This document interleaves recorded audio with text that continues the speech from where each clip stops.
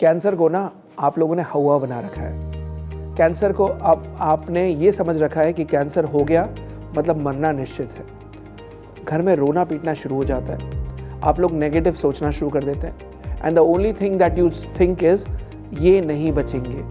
जिसको भी cancer diagnose हुआ है, any of your family members, केवल आप यही सोचते हैं कि जिसको भी डायग्नोज हुआ है, who is your family member, that person won't survive and that is your biggest mistake. Thoughts become things. जो चीज़ आप सोचते हैं वैसा ही आप पाते हैं। सो अगर आप नेगेटिव सोचते हैं तो वही रिजल्ट्स आपको नेगेटिव मिलने शुरू हो जाते हैं। And the problem is that केवल और केवल आपको यही समझ में आता है कि कैंसर में मतलब अब इन्हें हम नहीं बचा सकते। So the first thing that you do is you Google, you open up Google और फिर आप गूगल करना शुरू कर देते हैं कि best cancer hospital.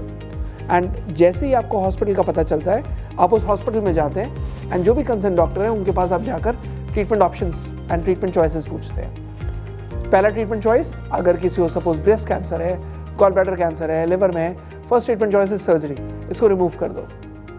Second treatment choice radiation, third treatment choice chemotherapy. इन सभी ट्रीटमेंट चॉइसेस में कभी भी कोई एक इम्यूनोथेरेपी ट्रीटमेंट चॉइस बनकर नहीं आता।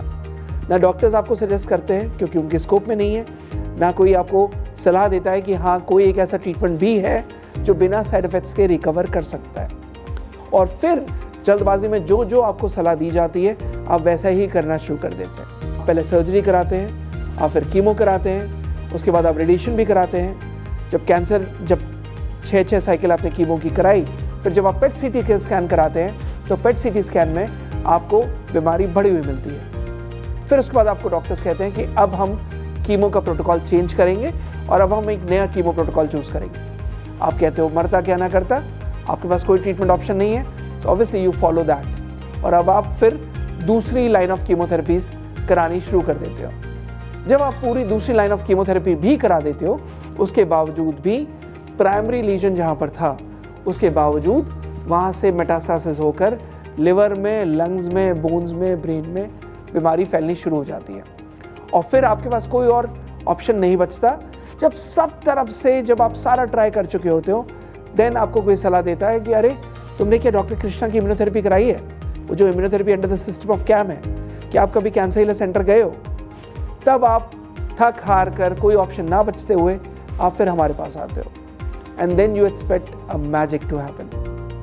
It doesn't work like that. Try to find us right from day one, जब से कैंसर डायग्नोज हुआ है, क्योंकि जब हम एडवांस स्टेजेस में इतने अच्छे रिजल्ट्स दे रहे हैं, जब हम एडवांस स्टेजेस में इतने हाई सक्सेस रेट्स हैं, आपने ऑब्वियसली हमारे चैनल्स देखे होंगे जहाँ पर इतने सारे टेस्टिमोनियल्स एंड लाइन्स हैं, हज़ारों की तादाद में, और इतने हज़ारों की तादाद में पेशेंट्स रिकवर हो रहे हैं, क्वालिटी ऑफ लाइफ के साथ जी रहे हैं, तब क्यों ना आप फर्स्ट ट्रीटमेंट चॉइस हमारे को अपनाओ, फर्स्ट ट्रीटमेंट चॉइस इम्यूनोथेरेपी को अपनाओ, first treatment choice cancer healer centre की थेरेपी को अपनाओ।